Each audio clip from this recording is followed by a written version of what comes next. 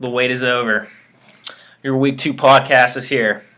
Live from the Embassy Suites in Philadelphia, PA. Welcome to the award-winning Fantasy Football Podcast. I'm your host, Robbie Wright. I apologize for the late video. Things have been pretty crazy the last few days with... for those of you guys who don't know, I've had my job training this week. Pretty much it's been from 8 to 5. It's been actual training for penis pumps. It's like 12 bros who are all pretty much, a few of them are former D1 football players. It's just a bunch of bros who sell these things all over the U.S. We're all together this week, going over training, and from about 6 to midnight, it's been just they take us some fancy ass restaurants and just eat as much as you want and drink as much as you want. My alcohol bills have been well over $100 each night. I've been just asking for shots of Patron.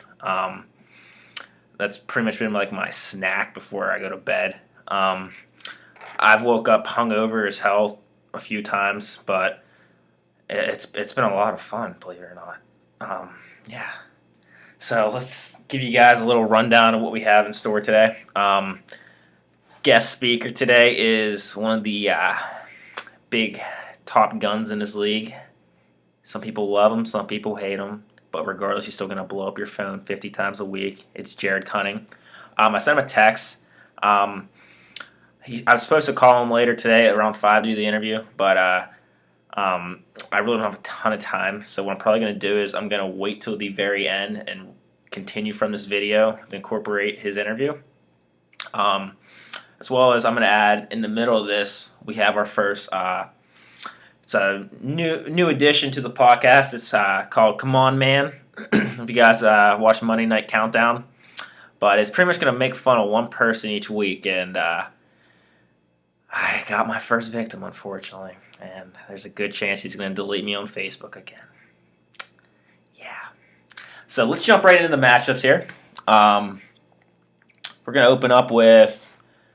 we'll open up with my matchup here. I mean, it's my show. I can do where the fuck I want, so... Where's it do me? And I'll be honest, I beat Casey 125.3 to 123.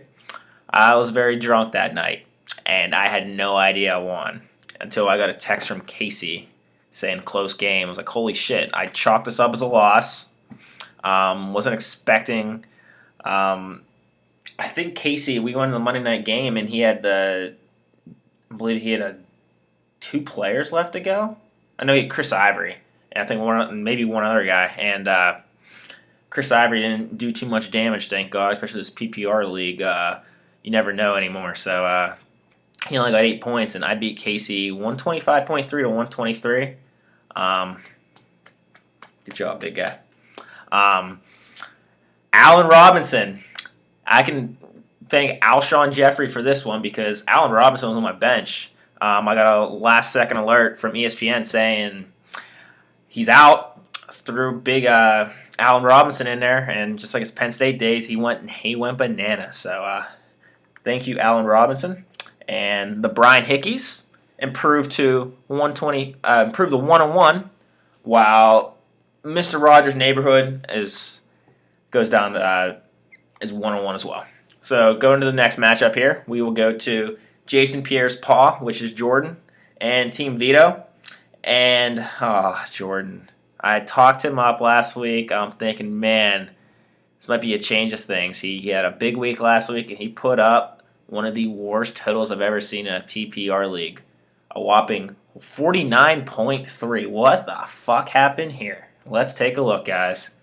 Okay, I gotta give him I gotta lay off him a little bit. He had Eddie Lacy, who had 0.9. He had 0.9 points, so a very inconvenient time for him to go down to first. Mike Evans at 0. Keenan Allen got a 1.6. Cam Newton actually had more points. If you combine all his players except Cam Newton actually had more points. He had 27.4. Good performance from Big Cam, but he got no love at all. Roddy White, 0 points. Rams D got him 3. And that was actually one of his better point producers, was the Rams D at 3. Whereas Team Vito, they had a pretty solid week. They had put up 95.5.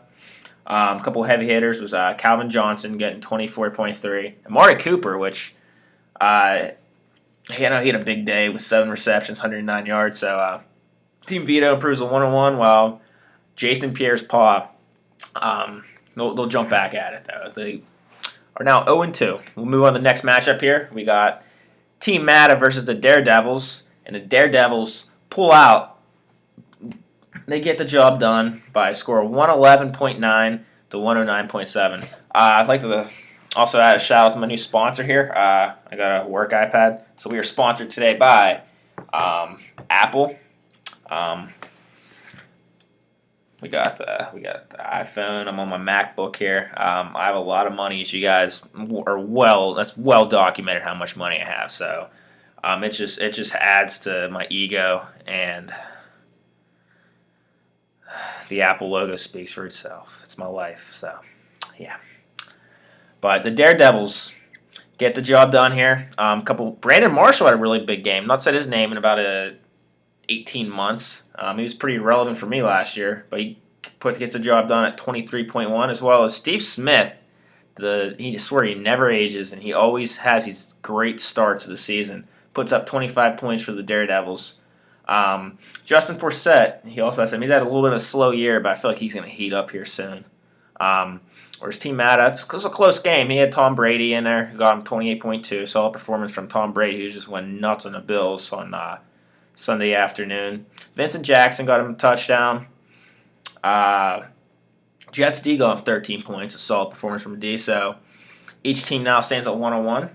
Moving on to the next matchup here. This is a big dog matchup here at Call Sign Viper versus Team Rutschka. Call Sign Viper, that's George. He gets the job done. He is now 2-0. And let me double check here. How many 2-0 teams do we have? We have 2 of them. It's Jared and it's George. So we got a tie for first place currently. But George, his team is just stacked. And even Demaryius Thomas, he didn't do too much damage till the fourth quarter of that Thursday night game, but he puts up 19.6.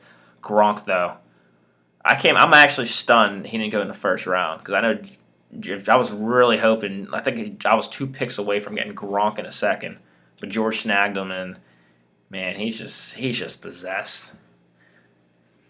But he gets him 24.3. Terrence Williams got him 18.4. Yeah, Dolphins D sucked ass, because I had him in another league and wasn't too happy with them. George had him as well. Team Rutschka got some points from Tannehill. I call him Tanna Stiff because he pisses me off.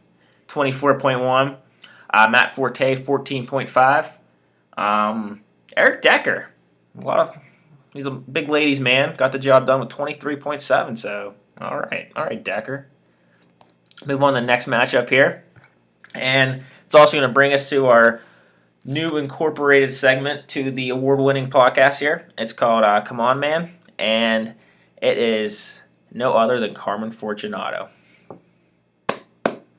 So I get a text message from Mike showing me a trade offer, which I will show all you guys this text message. I know Carmen isn't really a big football guy, and I know that and despite the fact that he's from Clareton, don't give him that much credit, guys. He went to Catholic school, but he's a big hockey guru. But he has fun with this, and this was the trade that he offered Mike. He offered Mike Colin Kaepernick for Randall Cobb. Yeah. I'm pretty sure if any of you guys have second or third teams, Colin Kaepernick is probably on your waiver wire or your bench. Randall Cobb is probably in the top 5 best receivers in the league right now, with Jordy Nelson going down and Aaron Rodgers throwing it to you. Yeah, so what I want all you guys to do is I'm going to give you guys his phone number. And I want you guys to text him something very rude.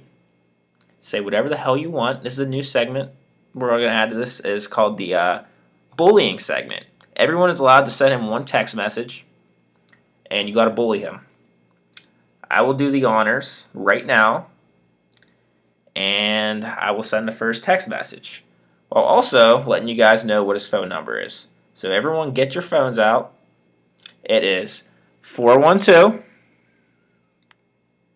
667 9978. And I want you guys to send something very rude.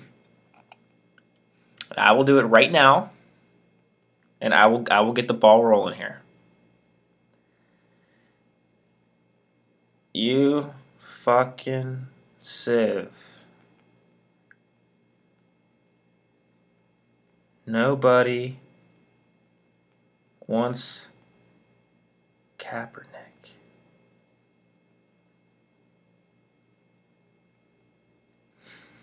So, congrats to Carmen on creating a new segment, the Come On Man section. Hopefully he's not on here ever again. But looking at his fantasy draft getting all Steelers, he pretty much already was on it with taking every friggin' Steeler from 2011 to 2015. And, yeah. So, congrats to Carmen once again. Going to the next matchup here.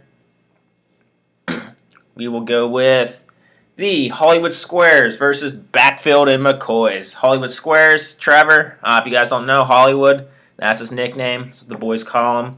Backfield and McCoys. I see that Jared always has some kind of pun every year with. Well, Grant, he always has to change his team name too, because he's always trading like his guys that he has. He names his team after. So, but Jared's teams, it's pretty stacked. Julio Jones might be the best receiver in the league right now. He got him 26.5, so I'm sure he's going to come up with some trade that'll involve trading him in 2 weeks. So for now, he has the best receiver, arguably. You make the same case. Probably Antonio Brown, but Julio is probably a close second there. It's a homer thing to say, but I mean, numbers don't lie too. It's Antonio Brown, actually. Peyton Manning, he really hasn't done like a Peyton Manning crazy game yet. A lot of his points came in the last quarter. I know he had a real slow start on Thursday Night Football. We got him 20.2. Sproles got see, that's the thing with Darren Sproles that frustrates me. It's so hard to read the Chip Kelly's offense, first of all. I'm so fucking pissed at the Philadelphia Eagles. I move out here, and they have not won a damn game yet. And whenever they win out here, you get a free Dunkin' Donut coffee in the morning. They have one fucking job. Win a fucking game so I get a fucking coffee in the morning. They've not done that shit yet for me, so it's really pissing me off right now. But, sorry. But Hollywood Squares, Jarvis Landry got him 19.6. Giovanni Bernard, he got him last year, I remember that. 16.9. Travis Kelce didn't have a sick week before, so Hollywood Squares, they are now 1-1. And Backfield McCoys 2-0.